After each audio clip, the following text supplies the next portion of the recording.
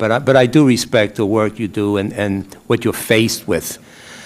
My concerns with the work of the department, I think, are not based more on what you folks have to do, but a policy that comes from above that says that we took the time to defend our country as a time to perhaps ignore or throw away the Constitution. And so my question speaks to something that's going on now and maybe a little bit to what I just mentioned. You know, on one hand, it seems to be a contradiction here. On one hand, there are detention centers for undocumented aliens that folks say are not in the conditions that this country should have.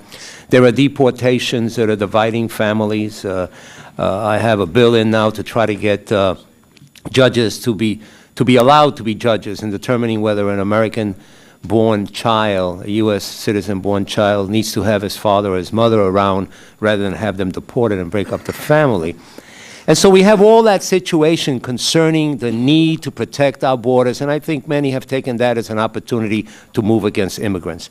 On the other hand, we have people who are here, documented legally, who want to become citizens, with backlogs facing every day, and now with a criminal increase of 66% in the application fee.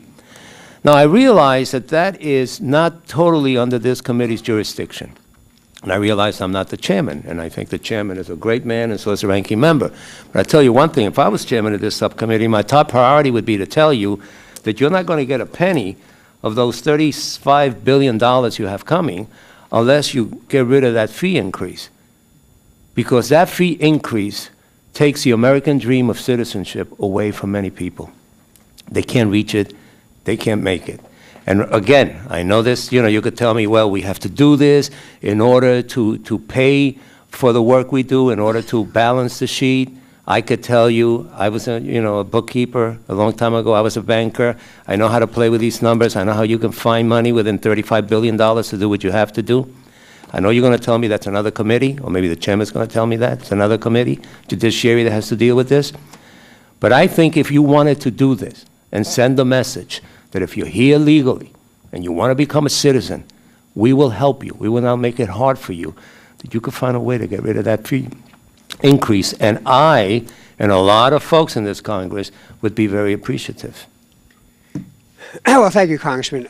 First of all, I know we do agree that we need to treat people humanely. We also have to enforce the law. In fact, the President has continually made it clear that he believes we have to have a comprehensive, total solution to the immigration issue.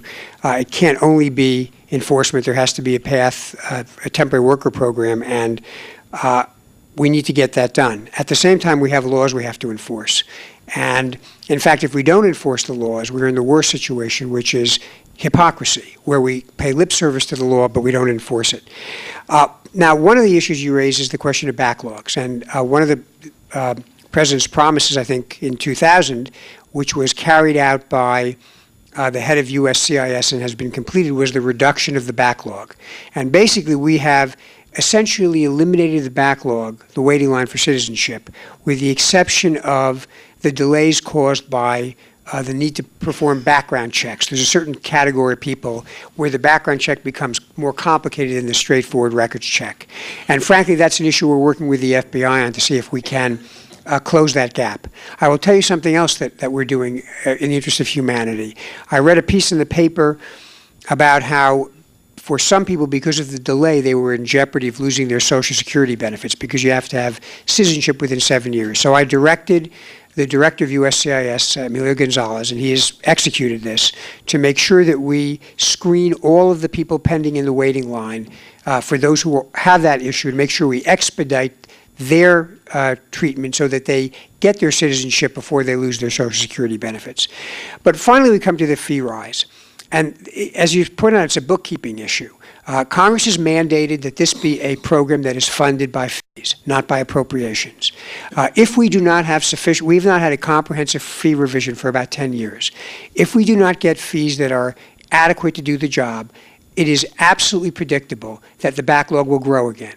And I think our commitment is give the people better service in return for these additional fees. We also do have exceptions, for example, for people who are seeking asylum or have extraordinary reasons why they can't pay. But, Mr. Secretary, with all due respect, the commitment should be to understand who's trying to become a citizen. Millionaires are not coming to this country to become citizens. Dishwashers are coming to this country to become citizens. You're making $15,000 a year with 2 children. You followed the law. You did everything we asked you to do, and now you're going to pay close to $1,000 just to open up the process. That's not fair. That's a door that's being shut in front of them. And when you have $35 billion, and you tell me you can't find a way to stop the fee from going up, in all honesty, I don't believe you're trying hard enough. Well, I guess we're going to disagree about this. I can tell you that I think, first of all, we reconfigured the system so that in many ways, although the upfront fee may be a significant jump, we've abandoned the traditional system where you had to pay each time there was an extension, so that net, you wound up paying close to $1,000 under the old system. And to me, this is a matter of honesty and transparency to the American people. The Congress has said this has got to be supported by fees. That's Congress's mandate. We have to be honest with the public about what we need to build a system that will provide the service. I guess my view is it's ultimately more frustrating for the person who is waiting to be in a long backlog and have a lot of problems moving through the process than it is to pay some more money in order to get it done. And as I say, we do have some provision for people who truly need to have exceptions made with respect to the fees. But in the end, without the money, we're going to be back with the backlog.